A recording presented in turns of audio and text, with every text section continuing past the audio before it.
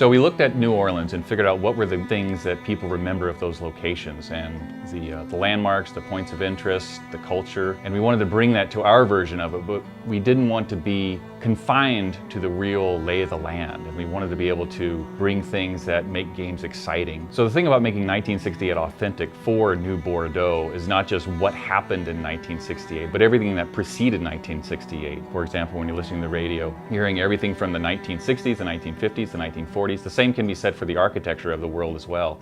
You're dealing with things that have existed for the past century. So with this historical context of what happens in New Orleans and what happens in our version in New Bordeaux, we are able to weave that into the background history of each neighborhood that the player is going to encounter. New Orleans is an old city. There's stuff from the turn of the century, for the 20s and 30s.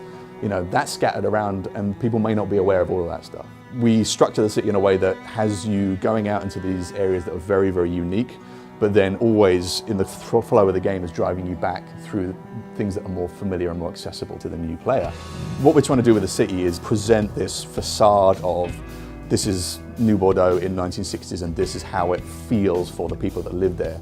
And then the moment you turn down the wrong street, you see what the Mafia has done to the city and the sort of reality of that. In Mafia 3, we wanted to really make sure that we were offering players a truly open world that is actually full of life. And by using all of these systems, instead of trying to script it or hand do every single thing, we're using these hand-done scenes and then employing them in a systemic way to kind of make sure that every player is seeing something different. And even a given player is seeing something different when they go to Canal Street the first time and the third time and the 17th time, because you know it's a big open world game and you're going to be going back and forth across the city, so we want to make sure that it always feels alive and present and different every time that you're seeing an area. Our protagonist is a black man and a Vietnam War veteran in the Deep South in the 1960s. The combination of our character and our setting is going to inform everything the player experiences, from high-speed car chases to what happens when they walk into a convenience store. So right away that tells you that the relationship between the player character and the game world is going to be unlike anything realized to date in an open world game.